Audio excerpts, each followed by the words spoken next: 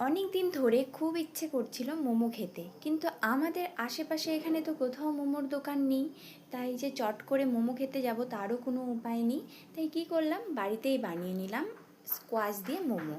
তো প্রথমে স্কোয়াশটাকে ঘষে নিলাম, তারপর তার মধ্যে পেঁয়াজ কুচি, লবণ, জিরের গুঁড়ো দিয়ে ভালো করে মেখে নিলাম। তারপর দেখো এখানে ময়দা দিয়ে মোমো বানিয়ে নিলাম। আর তোমরা শুনতে পাচ্ছ বাজি ফুটছে, আর কদিন পরে কালী পুজো, আর চারপাশে বাজির আওয়াজ। আর আমাদের ঘরে ছিল না টমেটো কেচাপ, তাই চলে গেলাম দোকানে আর টমেটো কেচাপ নিয়ে চলে আসলাম বাড়িতে। আর বাড়ি এসে দেখি মোমোটা হয়ে গেছে, ভাপানো হয়ে গেছে। আর মোমোটা ভাপিয়ে দিয়ে তারপর দোকানে গিয়েছিলাম। তারপর বাড়ি এসে মাকে প্রথমে টেস্ট করালাম, মা তো খেয়ে বলল দারুণ হয়েছে। তারপর বুনু খেলো, বুনুও বলল দারুণ হয়েছে।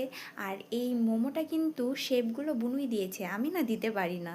এমনি বানাতে পারি কিন্তু শেপগুলো ঠিক ভালো হয় না, তো ও দিয়েছে। তারপর আমিও খেলাম, খেয়ে তো ভীষণই খুশি, মন আত্মা সব তৃপ্তি হয়ে গেল।